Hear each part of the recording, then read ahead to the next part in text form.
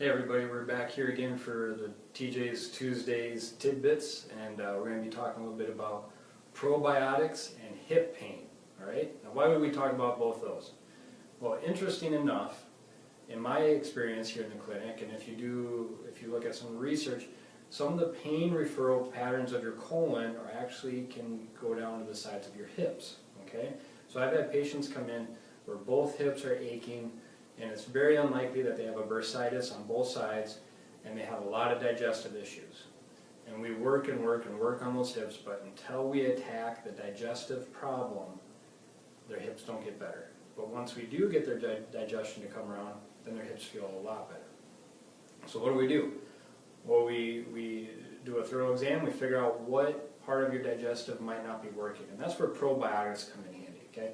A lot of people take a bunch of different probiotics, or they think yogurt is a good way to get the probiotics that you need. But if you're really trying to get the therapeutic dosages of your probiotics in your gut, yogurt's not going to be enough. You know, we're looking at billions of bacteria to culture in that gut. We use 3 different kinds of probiotics, all from the same company, because it's a very reputable company. Make sure any supplements that you get from anywhere, the supplements have what's called a GMP label, which is a good manufactured product or practices. And they hire an outside company to regulate their products. So our products are very high quality, and we rotate 3 out. One's going to be more for upper GI, one's more for middle GI, and one's for lower GI. Okay?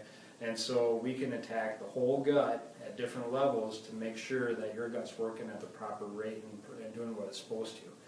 Now, why do you need probiotics? Well, for one thing, our diets usually aren't very great to support the probiotics that we need to function. And number 2, if you've ever been on any bout of antibiotics, you need probiotics. Antibiotics will go through and kill the bacteria in your gut. And that's what probiotics do. They reintroduce the good bacteria that's supposed to be there.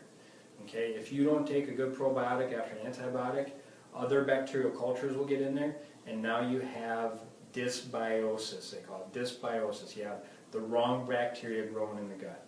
So we need to try and introduce that good bacteria to try and get that gut flora the way it needs to be so you can digest.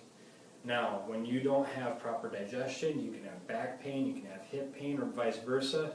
If you have a lot of pain, you're not going to have proper digestion. So that's why it's very important to get into a chiropractor who knows what they're doing with your back, who knows that it might not just be straight up back pain, that there might be something else going on, and how to check for those things, okay? If you have any type of gut issues, which could be constipation, diarrhea, or if you're going longer than a day without a bowel movement, and that's a regular thing for you, or you have gut pain or bloating after eating, you have fatigue after you eat, you have a lot of sugar cravings, those are all signs and indications of dysbiosis. And that's where you come in, we check you, we figure out what's going on and how we need to correct that. If you have any of those conditions, please go ahead and see a good functional medicine doc and a good chiropractor. And if you have any questions for us on any of these things, please feel free to contact us. All right? FullOfFamilyChiro.com. You can find our website, send us an email. Our number is 507-425-0025. Give us a call.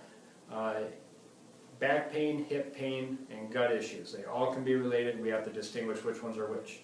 Again, this is Dr. TJ and our Tuesday Tidbits, and hopefully chat with you soon.